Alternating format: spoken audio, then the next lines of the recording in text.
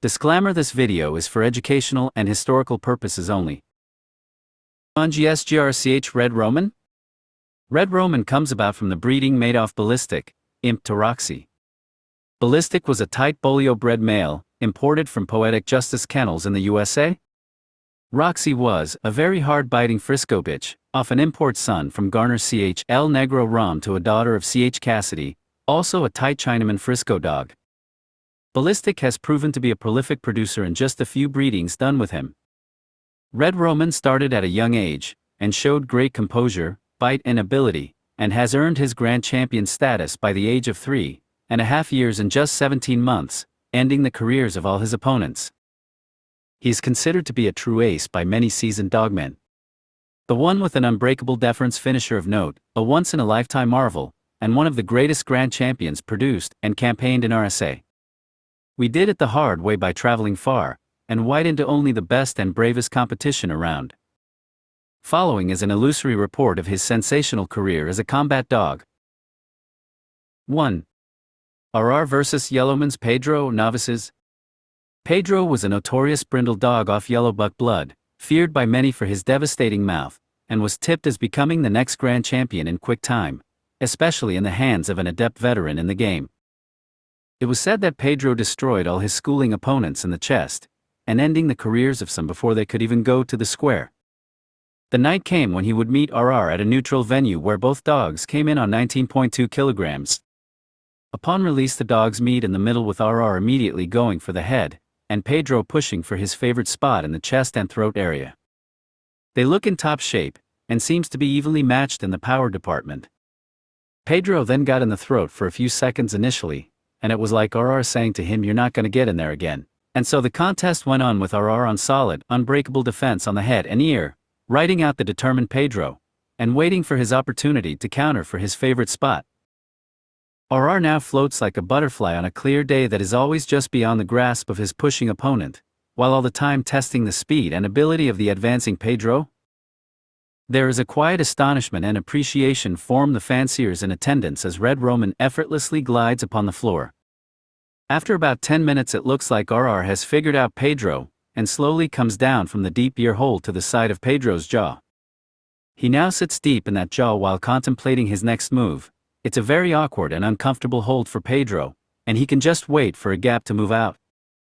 Suddenly, Romain shoots hard into Pedro's throat and throws him down while working him over. Pedro gets up every now and then, but RR would grab the ear, and turn, and throw him on his back, and would work the throat again and again. Those intense body slams is slowly taking its toll on Pedro's vitals. The more Pedro tries to anchor himself on the floor, the more it works against him. He needs quick feet here, not an anchored back end. At 20 minutes, RR is way ahead and Pedro starts protesting but continues to look for his spot while RR dances with agile feet, keeping him out. It's now 30 minutes and Pedro has not done any real damage on RR, getting only a few shots in the chest and throat. RR remains unbending, and shows that he is the real throat killer here. And with systematic changes between ear, head and throat, he demonstrates his great control and prowess. At 40 minutes, RR is now mopping the floor with Pedro, who has now excreted blood and dung which fills the air with a foul stench, and he is beginning to go down fast. He not only scents, but also smells the imminence of the end, and starts to push with great ferocity into the throat, closing it shut like an apex predator in the wild. RR's tail is straight up in the air as he summons death to come. Pedro is picked up at 45 minutes as a few more minutes of this brutal punishment would have surely killed him right there. RR scratches to win with Pedro making a game courtesy scratch, but his career is ended and never scratches again. Red Romain 1XW? Respect Yellowman and Pedro? 2. RR 1XW vs. BHK's China Boy 2XW? RR's infamy quickly spreads after his classy and convincing win over the brute from the Y, and all the local 19.5 kilograms males were suddenly kept under wraps. We then got a call from the BHK team from the mother city, who was also a dominating player in the game at that time with his hard-biting Frisco dogs.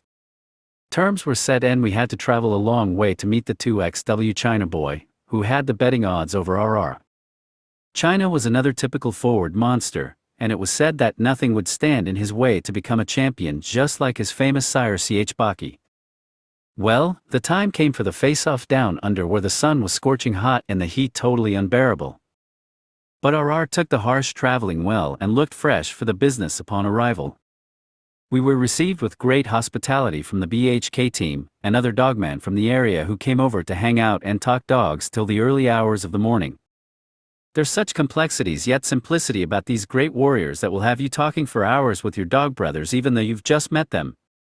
While we stayed with our opponents, we continued to joke back and forth with how we've brought a drip set and aftercare kit for them for after the show, to which they'd reply that they've already dug the hole for us. Ha ha ha, great fun. The night of reckoning came on us swiftly, and we mutually decided to move our kickoff time to about 2 hours later, as the heat and humidity was just too merciless. I thought it would be a real uphill challenge for RR to deal with the traveling, heat and humidity while at the same time also going into an experienced campaigner who was very well prepared. The time for the weighing and wash came and RR hit the scales at 19.3 with China Boy coming in at 19.1. There is a creepy silence around while the dogs are being washed right in the side of all in attendance. The air is agonizingly thick with humidity and also with great expectation. Dogs are brought to their corners and RR starts acting up and moaning in the corner, belligerent to be released while waiting for the pit your dog's command. Upon release RR shoots over like a rocket and almost meets China Boy in his corner going straight into the stifle and immediately hits a bleeder in China Boy's back end.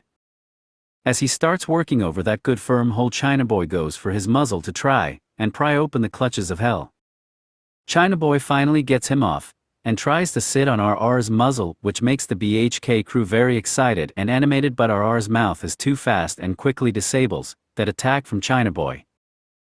RR then immediately takes control of the show by doing what he does best, by being patient and working the head of China Boy while showing tremendously quick footwork and awesome ability, which quickly left the audience in silent awe. They are not used to China Boy not having his way with his opponent. It's like a mute button is pressed, and nobody is saying anything when voice from the silence emerge, "China Boy, please do something." RR is systematic, and works out his own plan, and would go into CB's throat ever so often, and then back to that commanding hold on the head and ear. At 10 minutes he shoots again into the rear of China Boy, and there's a stifle hold exchange with comments that RR would be the first to leave there to defend, as China had a very heavy mouth. But to everyone's surprise it is China Boy who lets go first to defend on the muzzle. RR is once again too quick and counters into the throat. This is how it goes till about 30 minutes with Red Romain in total control, punishing the throat and stifles of China Boy with offensive head holds for recovery. At this time RR is still fresh and in total kill mode, and has China Boy down, and hitting hard in the throat, which now begins to swell quickly. China Boy tries his utmost to get out of that debilitating hold while on his back, but RR is too strong for him, and all the punishment he received till this far has sapped away his will and energy. He is on his back but running on air, his eyes starts to roll over, he is in shock.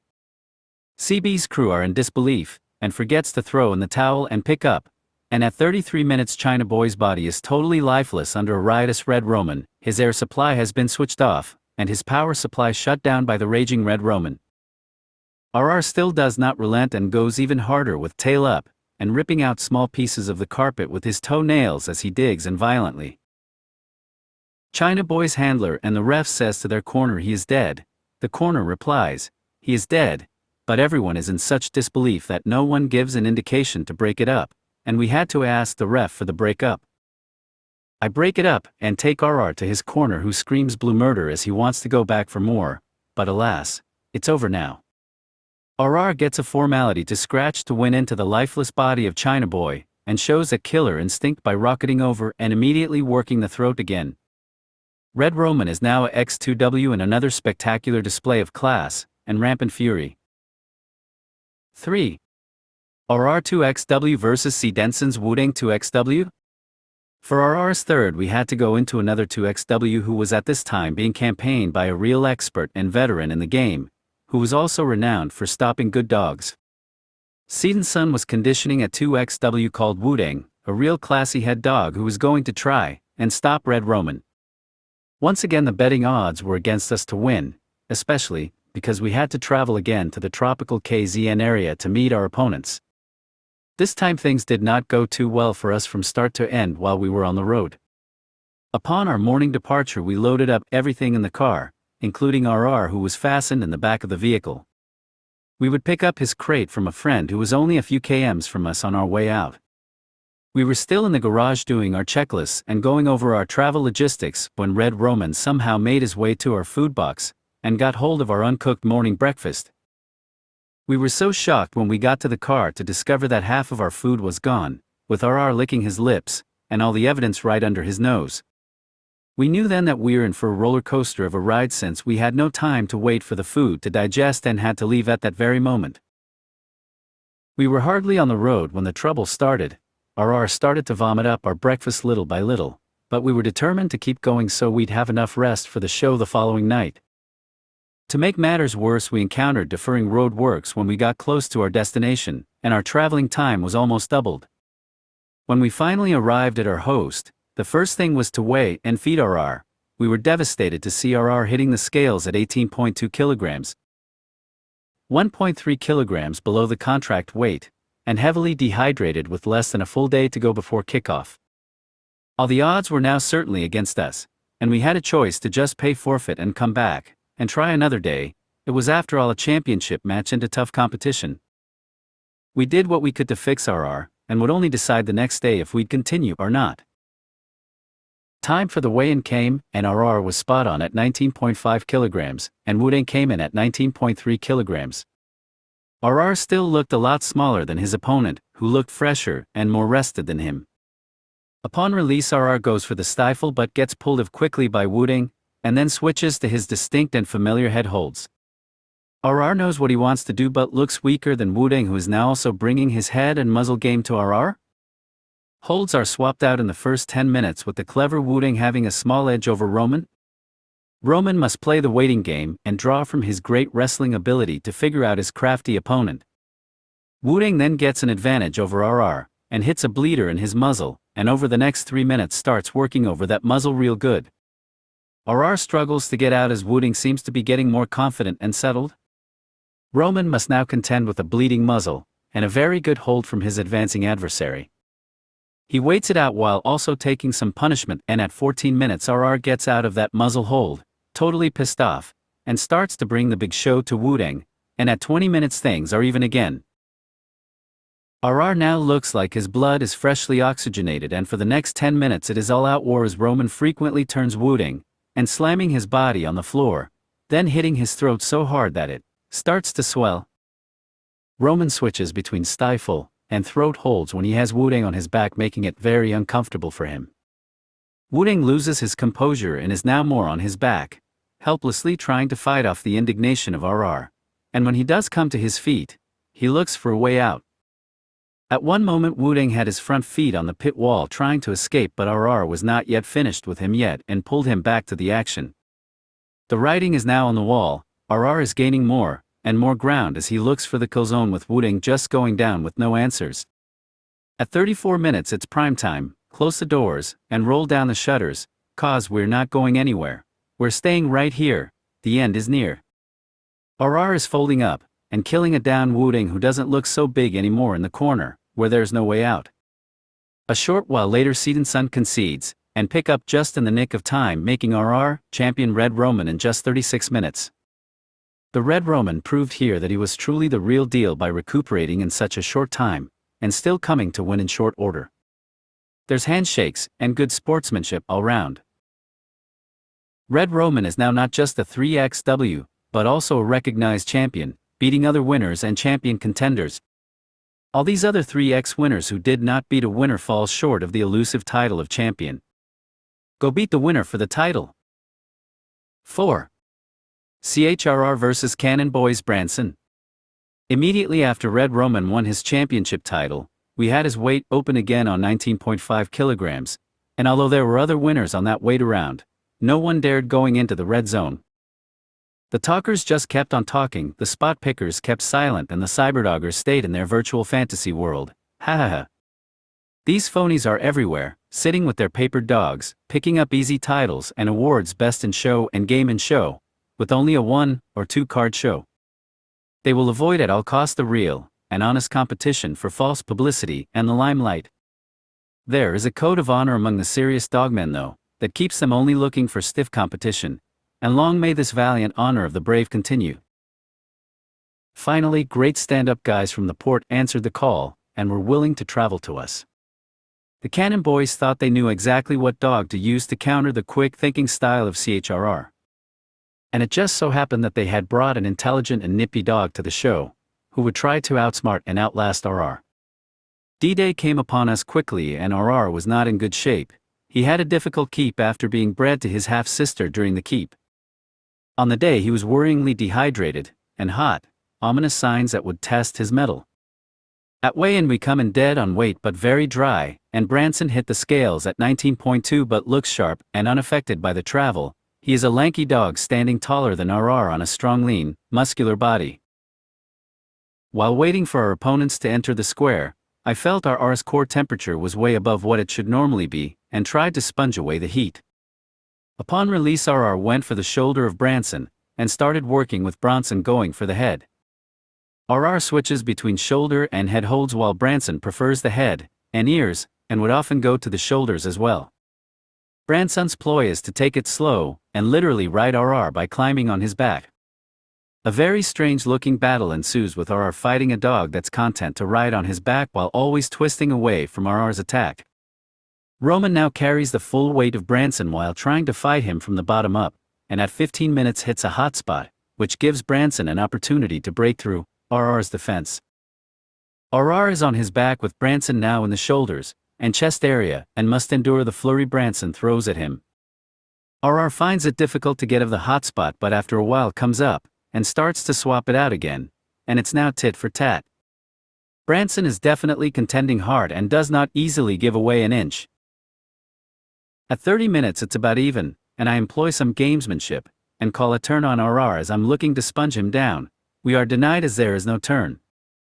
At 35 minutes I try again, and call a turn as both dogs are now breathing deeply after a frantic pace. Although there is no turn, CB obliges since Branson could now also do with a breather and a sponge down in the corner. The break in the corner and sponge down relieves RR somewhat, who then comes scratching out of his corner like a house on fire, no pun intended, and meets Branson a few steps out of his corner, and for the next 5 minutes he starts hitting shoulders and throat, working him over real good. Roman seems to have recovered from the long hot spot and looks good again, and has Branson on his back, who by now has lost his momentum and rhythm. We're now looking for a quick handle as RR put in a lot of good knocks on the down Branson, and we get it. Branson to scratch, he stands, and all fours not making a move. That thunderous scratch and last onslaught from the much experienced Red Roman was just too much for him, and he gets counted out, making champion Red Roman a 4XW in just 40 minutes. Afterward, while our team medic takes care of the champ, I get a call from BBK from the mother city, who has a champion on our weight, which won his champion status just 2 weeks ago, and was looking for a date with RR? We secure the appointment right there for 3 months out. Salute Cannon Boy, Young Money, and Rip. 5. CHRR 4XW vs BBK's CH Psycho 3XW. There was a whole lot of hype going around at that time about what was said to be the match of the year between champion Red Roman and champion Psycho. We would meet on even terms at neutral grounds with both camps traveling. It was a match that was totally unavoidable as both dogs were gaining a good reputation on the circuit. Both dogs were totally dominating their weight divisions in their local provinces, and dogmen from all over would have given their left nut just to be a witness of the greatest matchup of the year. Here were two champs that were totally different in style and approach, and you'd hear stories of the modern-day Chinaman versus the modern-day Bolio. Champion Red Roman versus champion Psycho got the same hype and excitement among the dog fraternity as the Mayweather versus Pacquiao fight drew among boxing enthusiasts, but this one lived up to the expectation. CH Psycho, a black Chinaman-bred dog, was the real-deal gut killer, just like the stories we read from the famous CH Chinaman's matches, and he truly and utterly destroyed his 3 opponents to earn his championship status. Not one of CH Psycho's opponents lived to tell the tale. CH Red Roman, on the other hand, is a skillful and patient head hunter and throat killer, just like the legendary Bolio dog of old whose blood was flowing strongly in the veins of RR. Travel day came, and we traveled a long time but satisfactory to our destination. We arrived about 24 hours before the show and settled in very well with CHRR taking the drive very well. Upon arrival we took him out of his crate and he immediately knew what was going on and pushed out his chest, lifted up his ears, and launched his tail straight up in the air, eagerly looking for prey as we took him for a light walk.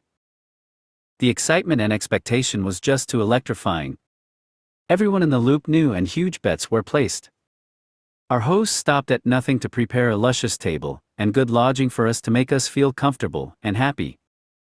It was like there was a hospitality trophy that was up for grabs, and they were not gonna come second. Our opponents then also arrived at our host's place and there again the dog talk went on until early in the morning.